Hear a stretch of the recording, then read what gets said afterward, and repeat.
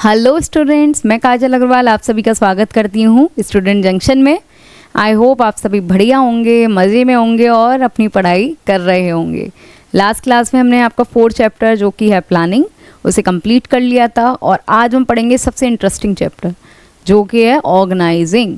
चलिए क्लास को स्टार्ट करने से पहले एक पॉजिटिव थॉट जो मेरे दिमाग में भी आ रहा है मैं बोलना चाहूँगी। आज रास्ता बना लिया है तो कल मंजिल भी मिल जाएगी। हौसलों से भरी ये कोशिश एक दिन ज़रूर रंग लाएगी। ये बच्चों आपके लिए है क्योंकि कई सारे बच्चे कोशिश कर रहे हैं। उनके एफर्ट्स में यही चाहूँगी कि आप भी बच्चों इस तरीके से कोशिश करते रहिए, पढ़ते रहिए और स्मार्टली अपनी पढ़ाई पर फोकस करते रहिए। आपकी कोशिश भी ज़रूर रंग लाएगी। चलिए अब क्लास को स्टार्ट किया जाए। Organizing. Once the plan have been laid down and objective are specified. सबसे पहले ये कि आप अपना टारगेट जब आपने सेट कर लिया, ऑब्जेक्टिव मुझे पता चल गया क्या करना है, उस बेसिस पर क्या किया, प्लानिंग कर ली।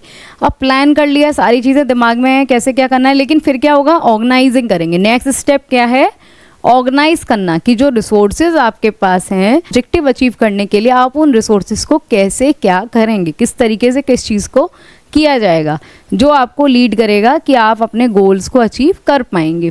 तो ऑर्गेनाइजिंग क्या होता है कि चीज़ों को अरेंज करना सिस्टमेटिक फॉर्म में ताकि वो और एफिशिएंट उनका यूज़ रिसोर्सेज का किया जा सके। अगर एक ऑर्गेनाइजेशन है, ठीक है, उसमें आपका टारगेट है कंपनी को अच्छी सेल्स अचीव करनी है अगले महीने, उसमें जो एम्प्लॉयज़ काम करते हैं, अगर आपने जो उस टारगेट को अचीव करने के प्लान बना लिए, ठीक है, कहाँ से मटेरियल परचेस करेंगे, क्या प्रोडक्शन मेथड होगा, कैसे आउटपुट लेने का, कैसे सेल्स की जाएगी, मार्केटिंग एक्टिविटीज़ क्या क्या होंगी, एडवर्टाइजमेंट कराएंगे या सेल्समैन को भेजेंगे, ये आपका प्लान है। अब ऑर्गेनाइजिंग करने के लिए आप क्या करेंगे, उन एम्प्लॉयज़ को किस तरीके से एक स्ट्रक्चर में ढाला जाए ताकि वो काम और अच्छे से हो जाए, ये सारी एक्टिविटीज़ को। अब क्या करा, जब भी मैनेजर परफॉर्म करता है ऑर्गेनाइजिंग फंक्शन को, उसका रिजल्ट ये होता है कि एक ऑर्गेनाइजेशन स्ट्रक्चर क्रिएट हो जाता है जो आपकी वर्किंग की शेप देता है। जैसे हाँ आप ये बोलते हैं ना, अथॉरिटी और रिस्पॉन्सिबिलिटी। अथॉरिटी क्या है, जिसके पास पावर है उसके पास अथॉरिटी है, जो आपको ऑर्डर देगा ये काम करना है तुम्हें ये काम करना है। रिस्पॉन्सिबिलिटी क्या है, जो काम आपको दिया गया है अब आप उसके लिए क्या हो गए, रिस्पॉन्सिबल हो गए। अब आपकी जिम्मेदारी हो गई कि उस वर्क को आपको कंप्लीट करना है। सुपीरियर, सबऑर्डिनेट, ये सारी जो रिलेशनशिप होती हैं, एक हायरार्की जो सेट होती है, जो मैंने आपको बताया कि टॉप लेवल होता है, मिडिल लेवल मैनेजर होता है, लोअर लेवल होता है, फिर वर्कर्स होते हैं जो काम करते हैं। तो वही एक हायरार्की है कि लोअर लेवल वाला सुपरवाइज करेगा, मिडिल लेवल वाला प्लान्स को एग्जीक्यूट करेगा, टॉप लेवल वाला पॉलिसीज़ और प्लान्स फ्रेम्ड करेगा। तो भाई हर किसी का अपना अपना काम है, लेकिन एक हायरार्की सेट हो गई कि सबसे बड़े ये, उसके बाद ये, फिर वर्कर्स जो काम कर रहे हैं हमारे लिए। तो इसी तरीके से ऑर्गेनाइजिंग में हम क्या करते हैं, एक स्ट्रक्चर क्रिएट कर लेते हैं कि क्या हमारे ऑर्गेनाइजेशन का स्ट्रक्चर होगा। एमडी होंगे, जनरल मैनेजर होगा, सीईओ होते हैं, ये सारे टॉप लेवल पर आते हैं। मिडिल लेवल में आप हो सकता है कि अपने ऑर्गेनाइजेशन, आपकी कंपनी बहुत ज़्यादा बड़ी है, छोटी शॉप है तो वहाँ ज़रूरी नहीं है कि मतलब इस तरीके से डिपार्टमेंट वगैरह नहीं बनाते। कहीं शॉप में आप देखेंगे एक ही पर्सन पूरी दुकान को संभाल रहा है, कई जगह देखेंगे कि थोड़ी सी काम ज़्यादा बड़ा है तो वहाँ 2 या 3 लोग लगे हुए हैं। लेकिन जब कंपनी वगैरह में जाते हैं, किसी शोरूम वगैरह में जाते हैं, तो वहाँ क्या है, ओनर अगर एक अकेला है तो एक अकेला इंसान इन सारी चीज़ों को, पूरे शोरूम्स को नहीं चला सकता है। तो उसके लिए क्या कर रहा है, उसने एम्प्लॉयज़ को अपॉइंट कर रखा है और अलग अलग डिपार्टमेंट्स बना रखे हैं, अलग अलग सेक्शंस हैं, किस चीज़ का काम कहाँ होगा ये सब डिसाइडेड है, ताकि उस इंसान, वो एक ही अकेला इंसान उन कामों को अच्छे से मैनेज कर पाए। उस काम को उसने डिसेंट्रलाइज कर दिया, कई सारे लोगों में बांट दिया। तो ऑर्गेनाइजिंग इस तरीके से करने से क्या होता है कि स्ट्रक्चर क्रिएट होता है। अब भाई कैसे ऑर्गेनाइजिंग करते हैं, सबसे ज़्यादा ज़रूरी ये जानना है कि हमने ये जान लिया, ठीक है, ऑर्गेनाइजिंग मतलब सिस्टमेटिक ऑर्डर वे में किसी काम को करना ताकि वो काम और अच्छी तरीके से हो जाए। लेकिन किस तरीके से क्या प्रोसीजर होता है, identification and division of work. पहले ये पता कर लो कि आपको उस टारगेट को अचीव करने के लिए क्या काम करना है।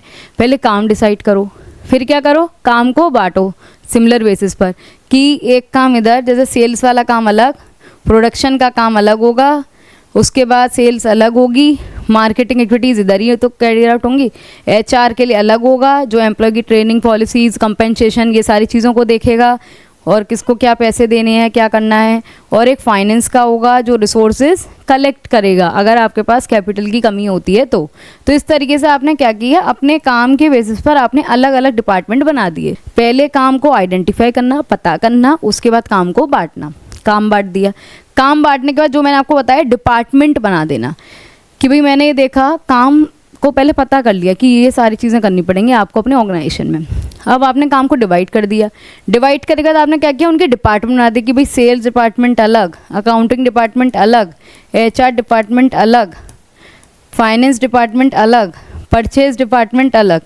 इस तरीके से आपने डिपार्टमेंट्स बना दिए। फिर ड्यूटीज़ असाइन कर दिए। जो लोग आपके पास मौजूद थे, मान लीजिए 20 लोग आपके 15 लोग आपके पास हैं, जो 3 सेल्स में एक्सपर्ट थे उनको 3 इधर, जो अकाउंटिंग में थे उनको इधर, जो 3, इस तरीके से 3-3 लोग हर डिपार्टमेंट में बांट दिए। फिर आपने बताया कि रिपोर्टिंग रिलेशनशिप, भाई ये बहुत ज़्यादा ज़रूरी है। अगर आप सिमिलर लेवल पर काम करने वाले, मतलब एक ही लेवल पर जो इंसान है, उन 3 लोगों को काम बांट दें, ठीक है। अब उन्हें पता चल गया उन्हें क्या काम करना है। लेकिन अगर उनके ऊपर कोई नहीं होगा ना, उन्हें कोई मैनेज करने वाला, कोई इंस्ट्रक्शन देने वाला नहीं होगा, कोई उनसे पूछने वाला नहीं होगा कि आपने काम आज क्या किया, क्या क्या क्या काम किया उसे बताइए, कैसे कर रहे हैं, रिजल्ट अच्छा क्यों नहीं आ रहा, ये सब मतलब कहते हैं मॉनिटरिंग करना, ये सारी चीज़ों के लिए नहीं होगा। आपको रिपोर्ट नहीं करना होगा तो आप क्या करोगे, आओगे, थोड़ा बहुत काम करोगे और उसके बाद ऑर्गेनाइजेशन से चले जाओगे। तो इस तरीके से एक ऑर्गेनाइजेशन अच्छे से काम नहीं करता। तो सबसे ज़्यादा ज़रूरी है कि हर एक सबऑर्डिनेट का एक सुपीरियर भी होना चाहिए, एक रिपोर्टिंग रिलेशनशिप जिसको आप रिपोर्ट करोगे कि आज मैंने क्या क्या काम किया। ये देखो, अब हम पढ़ेंगे कि ऑर्गेनाइजिंग क्यों ज़रूरी है।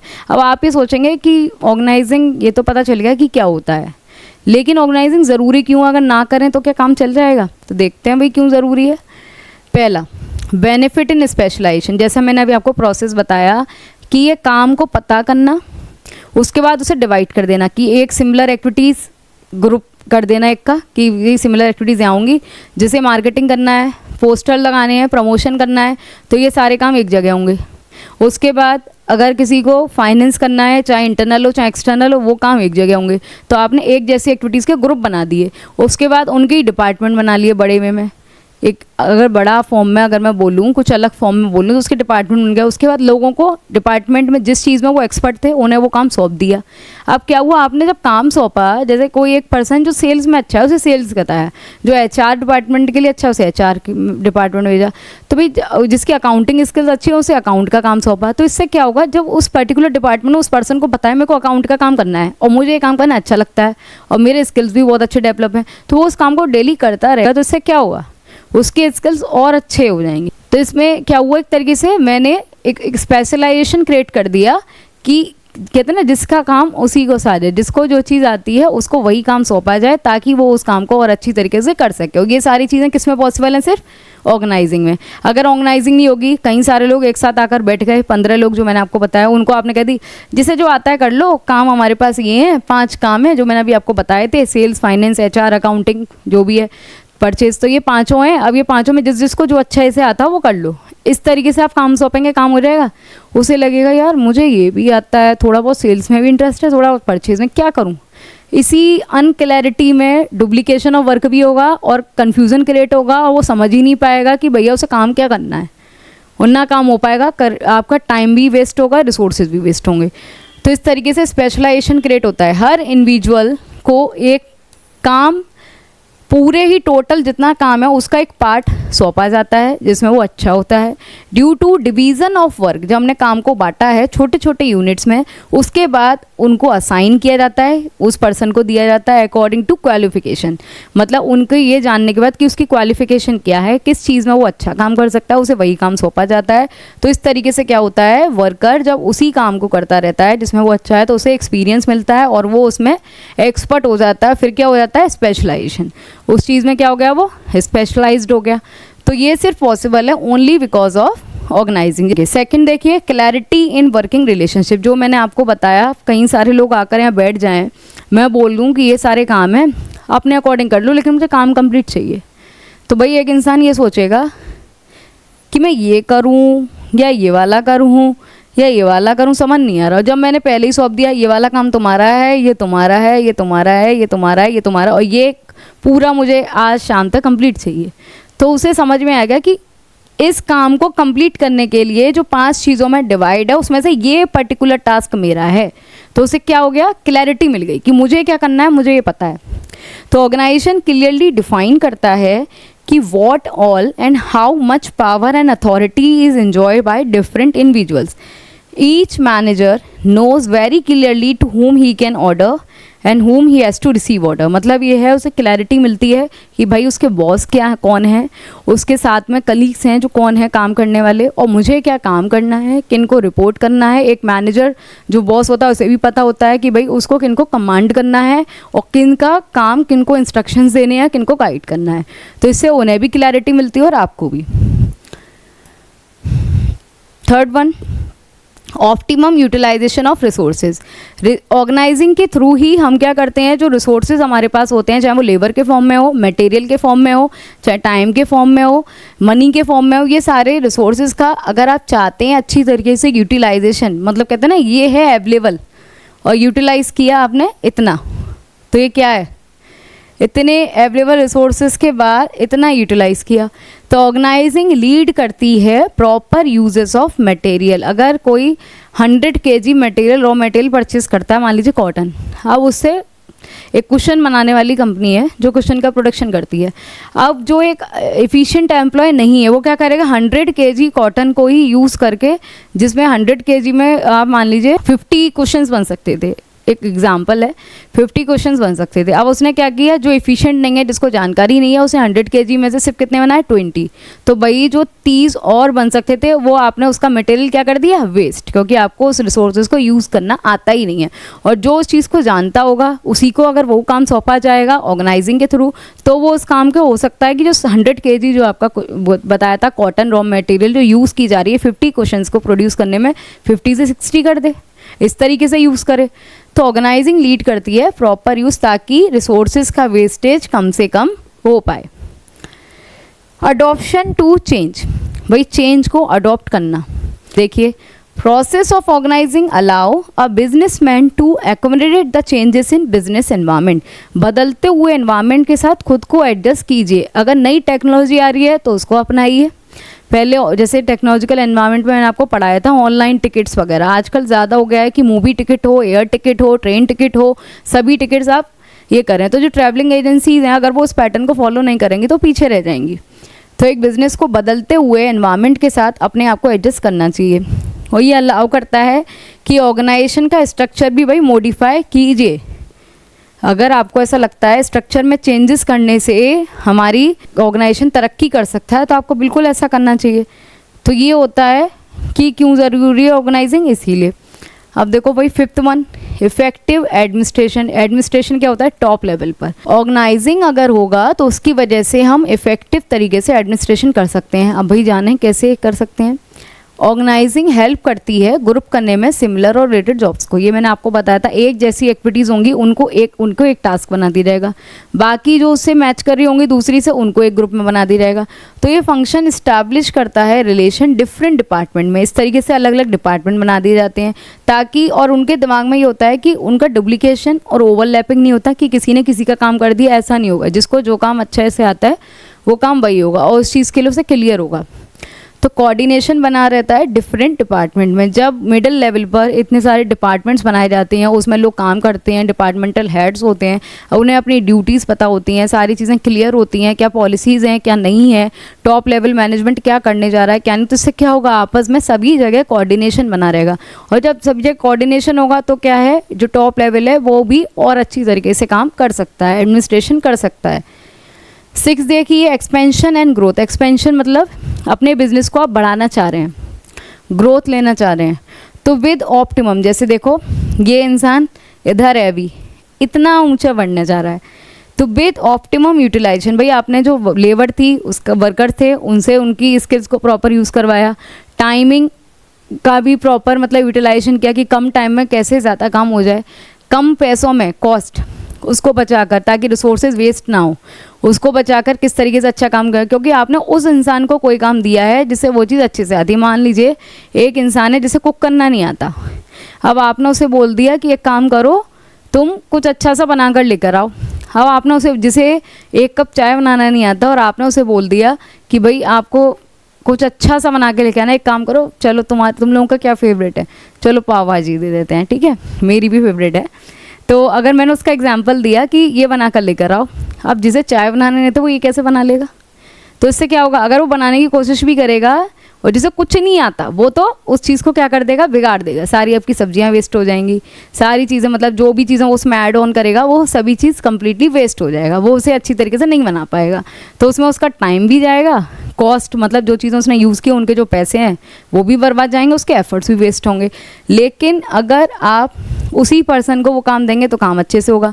तो with optimum utilisation of resources को यूटिलाइज करते हुए, डिवीज़न ऑफ वर्क को डिवाइड करके, डिपार्टमेंट्स बनाकर, इजीली कोई भी चैलेंजेस होता है उसे आप कर सकते, मतलब एक ऑर्गेनाइजेशन किसी भी चैलेंजेस को फेस कर सकता है और अपने बिजनेस को एक्सपेंड कर सकता है, डाइवर्सिफिकेशन में भी जा सकता है। अभी एक प्रोडक्ट में डील करता था, अब उस प्रोडक्ट से रिलेटेड सारे डिपार्टमेंट्स बन गए, सभी को उनका काम पता चल गया, सभी लोग मतलब कहते हैं ना उसमें बिल्कुल घुल मिल गए हैं, सभी लोग अच्छी तरीके से जान गए उनका क्या काम है। तो आप दूसरा प्रोडक्ट भी सोच सकते हैं कि मैं दूसरा प्रोडक्ट कंपनी का क्या लेकर आऊँ।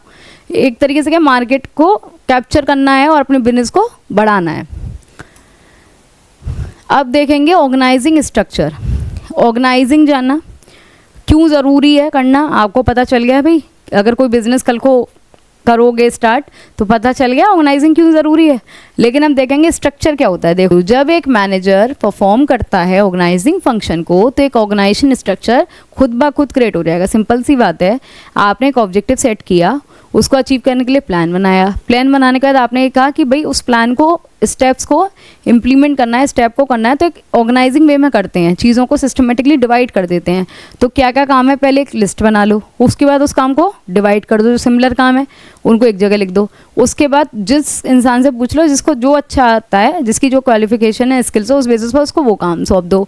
इस तरीके से हमने एक डिपार्टमेंट्स बना दिए। अगर बड़े लेवल पर काम कर रहे हैं और अलग अलग डिपार्टमेंट हो गए, सारी चीज़ें क्लियर हो गई। तो इससे क्या हुआ भाई, डिपार्टमेंट जो बन गए तो उससे भी एक स्ट्रक्चर क्रिएट हुआ और उस डिपार्टमेंट का एक हेड भी बनेगा, हर डिपार्टमेंट का एक हेड बनेगा, उनको देखने के लिए एक बॉस भी होगा। तो इस तरीके से क्या है कि स्ट्रक्चर बनता चला जाता है।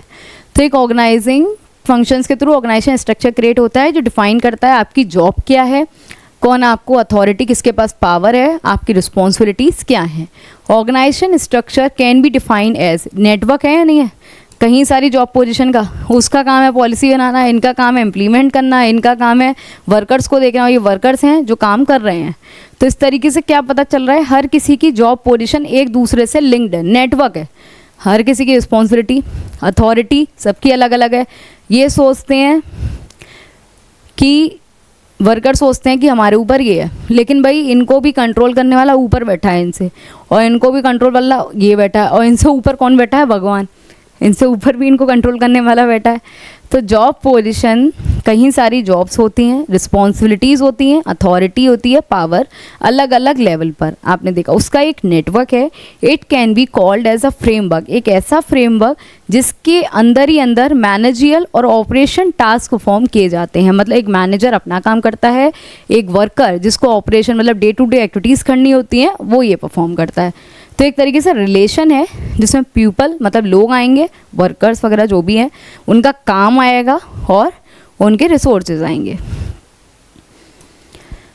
अब ये देखो स्पैन ऑफ मैनेजमेंट क्या होता है, आप जानते हैं स्पैन ऑफ मैनेजमेंट क्या होता है। देखो पहले इस पिक्चर को देखो, स्पैन ऑफ कंट्रोल, इससे हमें क्या पता चल रहा है, एक पर्सन कितने नंबर ऑफ सबऑर्डिनेट को मैनेज करता है ये बताता है कि उसका स्पैन ऑफ मैनेजमेंट क्या है।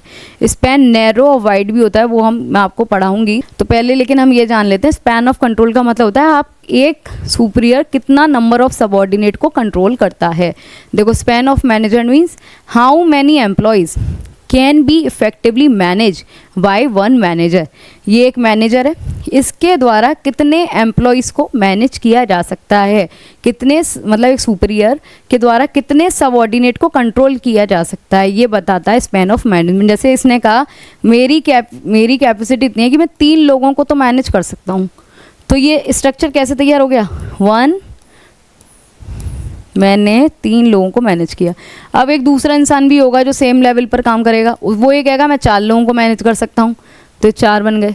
तो इस तरीके से स्ट्रक्चर बनता चला जाता है। तो आफ्टर डिसाइडिंग द स्पेन, जब हम स्पेन डिसाइड कर लेंगे कि एक इंसान कितनों को कंट्रोल करेगा, फिर हम क्या करेंगे कि स्केलर चेन बनाएंगे, एक हायरार्की सेट करेंगे ऐसे लेवल वाइज, यूँ एक स्केलर चेन कि कौन किसको कम्युनिकेट कर सकता है। यूँ नहीं जा सकते हैं कम्युनिकेट करना कि डायरेक्टली आप यहाँ चले जाएँ, नहीं। स्केलर चेन का मतलब है एक इंसान जो यहाँ नीचे है वो पहले इसको कम्युनिकेट करेगा, कोई भी बात कम्युनिकेट करें, ये इंसान यहाँ जाएगा, फिर ये कम्युनिकेशन यहाँ करेगा। तो इस तरीके से स्केलर चेन क्रिएट कर देते हैं जिसमें सारे सुपीरियर और सबऑर्डिनेट आ जाएंगे।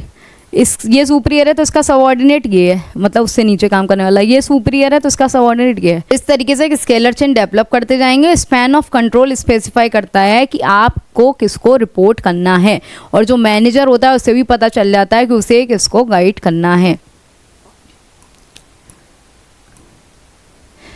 अब ये और देख लीजिए कि ऑर्गेनाइजेशन स्ट्रक्चर क्यों ज़रूरी है। पहले हमने ऑर्गेनाइजिंग की इंपॉर्टेंस जानी, अब ये जानेंगे कि ऑर्गेनाइजिंग के थ्रू भाई ऑर्गेनाइजेशन स्ट्रक्चर क्रिएट हो जाता है, ऑटोमेटिकली क्रिएट हो जाता है।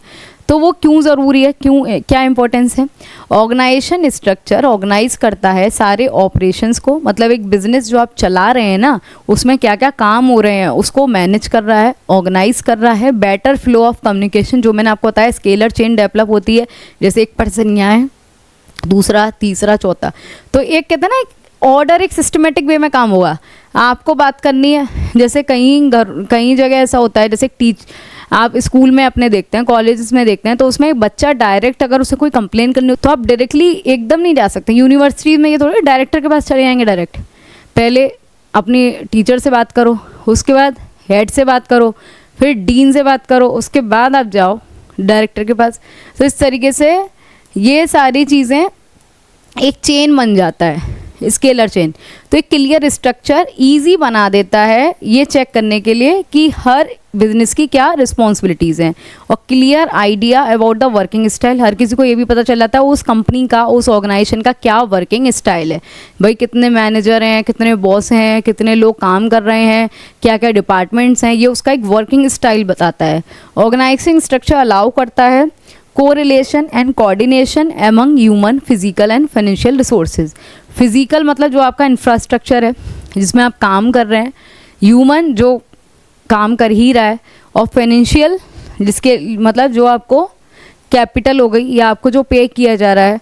तो ये सारी चीज़ों में कोऑर्डिनेशन बिठाना। तो it clearly define level of management, span of control under each level. जैसे 3 लेवल मैंने आपको बताया था, टॉप लेवल, मिडिल लेवल और लोअर लेवल। हर लेवल पर हर इंसान को गाइड करने वाला, कमांड देने वाला, इंस्ट्रक्शन देने वाला इंसान बैठा है, और आप भी किसी ना किसी पर्सन के लिए रिस्पॉन्सिबल हैं। जैसे अगर आपकी टीचर आपको काम देती हैं तो इसका मतलब क्या हो गया, वो सुपीरियर हो गई, आप सबऑर्डिनेट हो गए।